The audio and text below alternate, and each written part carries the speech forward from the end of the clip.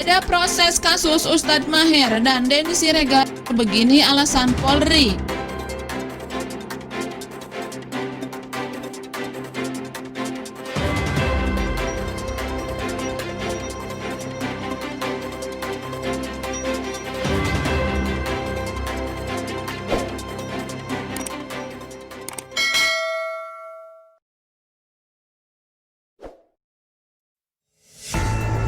Sekitar 6 bulan lebih penyelidikan kasus ujaran kebencian yang terkait Denny Siregar belum ada perkembangan signifikan. Mabes Polri mengaku ada kendala dalam kasus yang kini ditangani Polda Jawa Barat itu. Dalam penanganan kasus kita semua dari proses penyelidikan ke penyidikan berproses.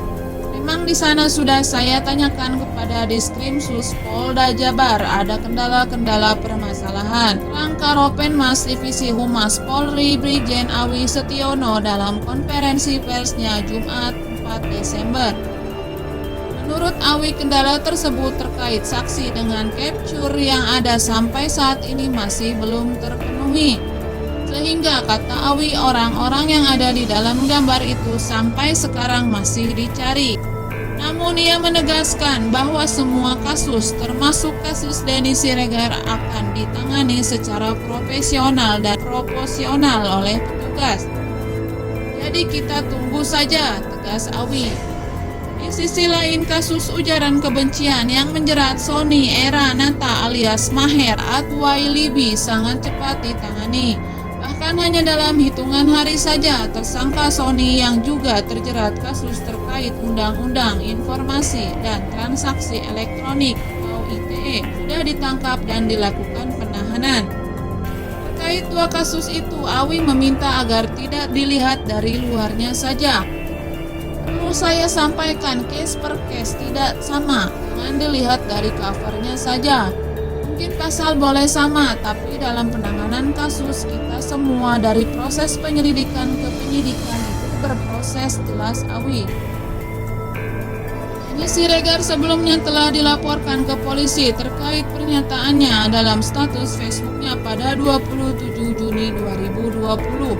Dalam status itu ia menulis status berjudul "Adik-adikku calon teroris yang abang sayang" dengan mengunggah santri yang memakai atribut tauhid. Pelapor diduga tanpa hak menyebarkan informasi untuk menimbulkan kebencian atau permusuhan individu dan atau kelompok masyarakat tertentu berdasarkan sara dan atau penghinaan dan atau pencemaran nama baik. Pelapor Denny Siregar diduga melanggar pasal 45A ayat 2 dan atau pasal 45 ayat 3 Undang-Undang Nomor 11 Tahun 2008 tentang ITE.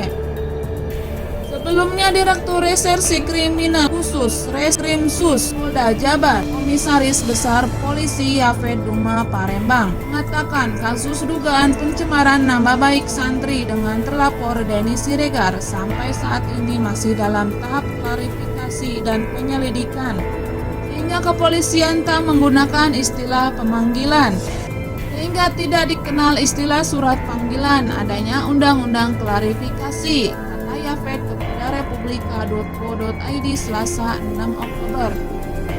Sementara Kabid Humas Polda Jabar Komisaris Besar Polisi RDA Caniago mengatakan, berdasarkan informasi dari Direktorat Reserse Kriminal Khusus Ditkrimsus Polda Jabar, polisi sudah mengirimnya beberapa kali surat undangan kepada Denny Siregar. Namun terlapor masih belum memenuhi undangan itu. Ternyata alamatnya berpindah-pindah. Kemarin itu posisinya lagi di Surabaya, kata dia ketika dikonfirmasi Republika Selasa 6 Oktober. Kuasa hukum Denny Siregar mengaku belum menerima panggilan dari kepolisian terkait kasus dugaan penghinaan dan pencemaran nama baik yang dilakukan kepada santri dan pesantren di Tasikmalaya. Karena itu, Denny Siregar merasa belum perlu datang untuk memberikan keterangan kepada aparat kepolisian.